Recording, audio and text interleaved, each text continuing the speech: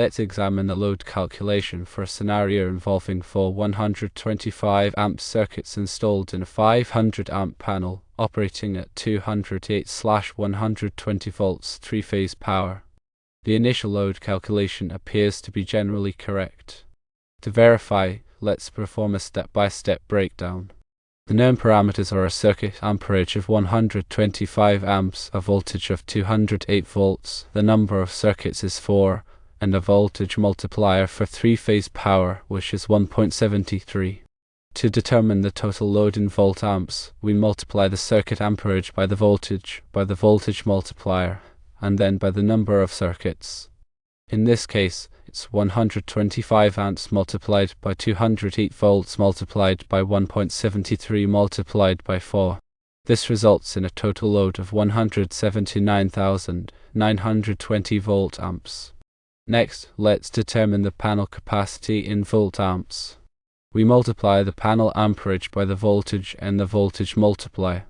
The panel amperage is 500 amps, the voltage is 208 volts, and the voltage multiplier is 1.73. So, the panel capacity is 500 amps multiplied by 208 volts multiplied by 1.73, which equals 179,980 volt amps.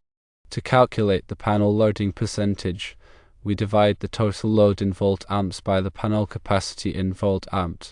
In this case, it's 179,920 volt amps divided by 179,980 volt amps, resulting in a loading percentage of approximately 100%. Now, let's consider the concern of loading the panel over 80%. Generally, it's recommended to design electrical systems to operate below 80% of the rated capacity. This provides a safety margin for unexpected loads or equipment failures. However, there are specific factors to consider. The load is in an industrial environment where high load factors are expected.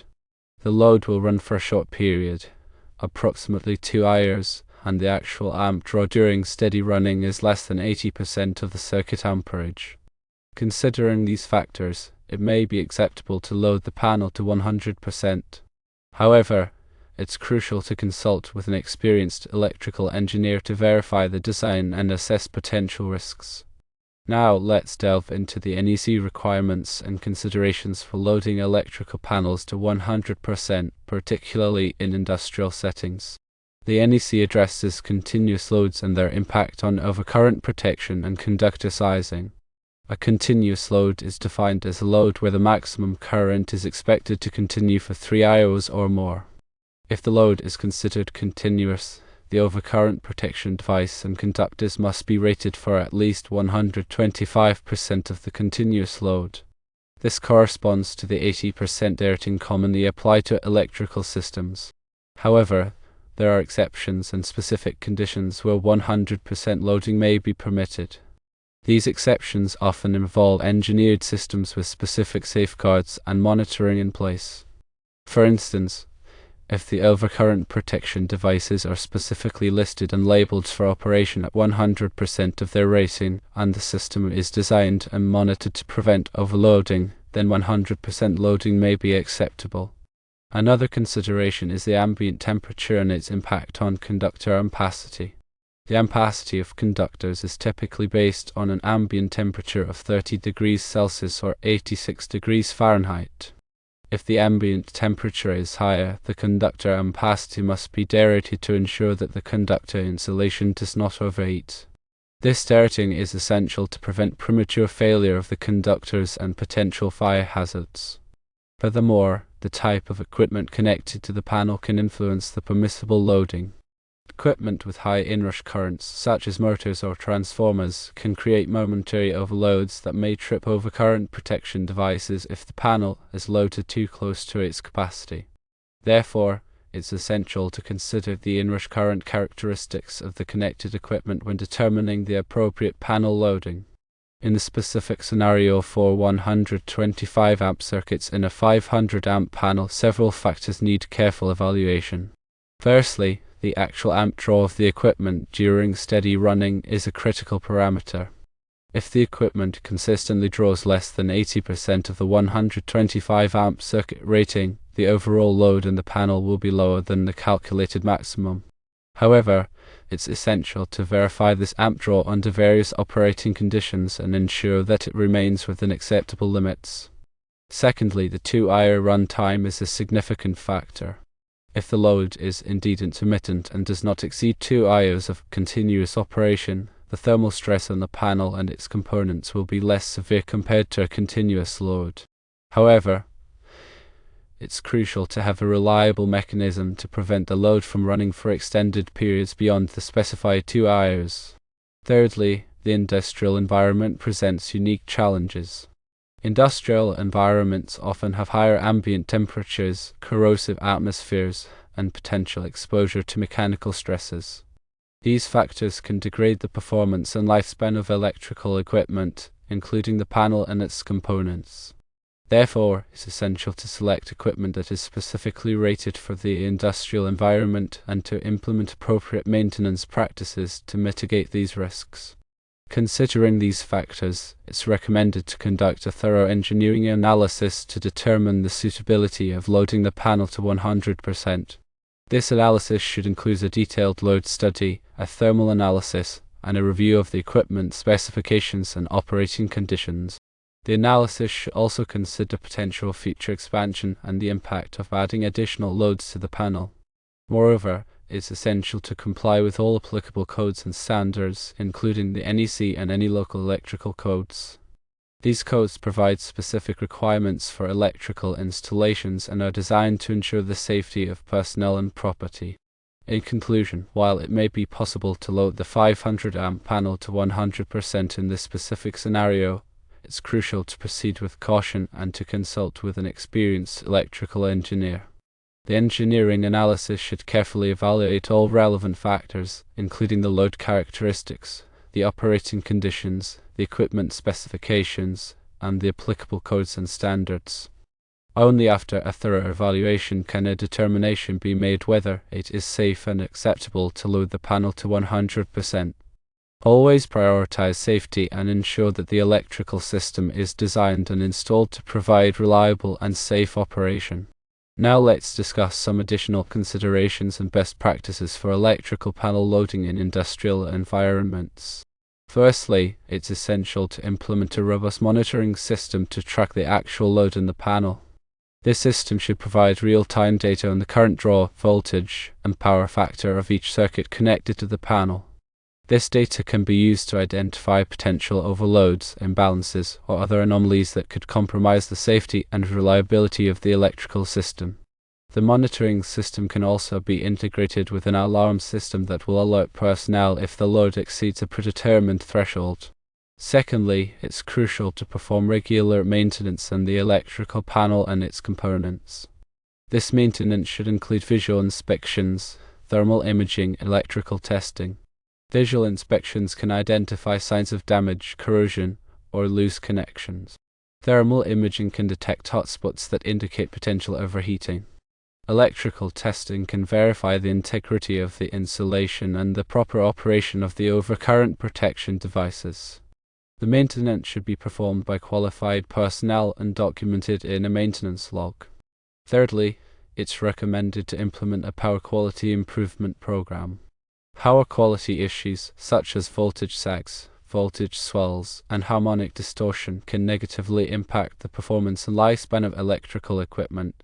Power quality improvement measures, such as installing surge suppressors, harmonic filters, and voltage regulators, can mitigate these issues and improve the overall reliability of the electrical system. Fourthly, it's important to consider the impact of future expansion on the electrical panel. If there is a possibility that additional loads will be added to the panel in the future, it's essential to design the system with sufficient capacity to accommodate these loads. This may involve installing a larger panel or providing spare capacity in the existing panel. Fifthly, it's crucial to provide adequate ventilation for the electrical panel. Electrical panels generate heat, and if the heat is not dissipated effectively, it can cause the panel components to overheat. This can lead to premature failure of the components and potential fire hazards. Therefore, it's essential to ensure that the panel is installed in a well-ventilated area and that the ventilation openings are not obstructed. Sixthly, it's recommended to use energy-efficient equipment whenever possible. Energy-efficient equipment consumes less power and generates less heat, which reduces the overall load on the electrical panel. This can help to extend the lifespan of the panel and its components and reduce energy costs. Seventhly, it's important to train personnel on the proper operation and maintenance of the electrical system. Personnel should be trained to recognize potential hazards, to operate the equipment safely, and to perform basic maintenance tasks. This training can help to prevent accidents and ensure the reliable operation of the electrical system. Finally, it's crucial to document all aspects of the electrical system, including the design, installation, operation, and maintenance. This documentation should be readily accessible to qualified personnel and should be updated whenever changes are made to the system. This documentation can be invaluable for troubleshooting problems and for ensuring the long-term reliability of the electrical system. In summary, loading an electrical panel to 100% in an industrial environment requires careful consideration of numerous factors. It's essential to consult with an experienced electrical engineer to conduct a thorough engineering analysis and to comply with all applicable codes and standards. Additionally, it's crucial to implement a robust monitoring system to perform regular maintenance, to improve power quality, to consider future expansion, to provide adequate ventilation, to use energy-efficient equipment, to train personnel, and to document all aspects of the electrical system. By following these best practices, it's possible to operate electrical panels safely and reliably, even when they are loaded close to their maximum capacity. In an industrial setting with high load requirements and a short runtime for the equipment, it may seem advantageous to load the electrical panel to its maximum capacity to avoid the expense of installing a larger panel. However, it's essential to weigh the potential cost savings against the risks associated with overloading the panel. Overloading can lead to overheating, premature failure of components, and potentially dangerous situations such as electrical fires. It's also important to consider the potential for future expansion. Even if the current load is within the panel's capacity, there may be plans to add additional equipment in the future. In that case, it's prudent to choose a panel with sufficient capacity to accommodate the future load, even if it means initially operating the panel at a lower loading percentage. This will avoid the need to replace the panel later on, which can be a costly and disruptive process. Furthermore, it's important to remember that electrical codes and standards are designed to ensure the safety of people and property. These codes typically recommend operating electrical panels at or below 80% of their rated capacity to provide a safety margin. Deviating from these recommendations requires careful justification and a thorough understanding of the risks involved. It's also essential to consult with the local electrical authority to ensure that the proposed design meets all applicable requirements. The electrical authority may have specific rules or regulations regarding panel loading in industrial environments. In some cases, the electrical authority may require a detailed engineering study to justify loading the panel to 100%. This study would typically include a load analysis, a thermal analysis, and a review of the equipment specifications. The electrical authority may also require periodic inspections to ensure that the panel is being operated safely and within its rated capacity. Another important consideration is the quality of the electrical power supply. Industrial environments often experience voltage fluctuations, harmonic distortion, and other power quality issues that can affect the performance and lifespan of electrical equipment. It's essential to address these power quality issues to ensure that the electrical panel and its components are not subjected to excessive stress. This may involve installing power conditioning equipment such as voltage regulators, harmonic filters, and surge suppressors. Additionally, it's important to implement a regular testing and maintenance program to verify the performance of the electrical panel and its components. This program should include visual inspections, thermal imaging, and electrical testing. Visual inspections can identify signs of damage or deterioration. Thermal imaging can detect hotspots that indicate potential problems. Electrical testing can verify the integrity of the installation and the proper operation of the overcurrent protection devices. The testing and maintenance should be performed by qualified personnel and documented in a maintenance log. Finally, it's important to remember that electrical safety is paramount. All electrical work should be performed by qualified personnel who are trained to work safely with electricity. It's also essential to follow all applicable safety procedures and to use appropriate personal protective equipment. This will help to prevent accidents and injuries. In conclusion, loading an electrical panel to 100% in an industrial environment is a complex decision that requires careful consideration of numerous factors. It's essential to consult with an experienced electrical engineer to comply with all applicable codes and standards, and to implement a comprehensive testing and maintenance program. Additionally, it's important to prioritize electrical safety and to ensure that all electrical work is performed by qualified personnel.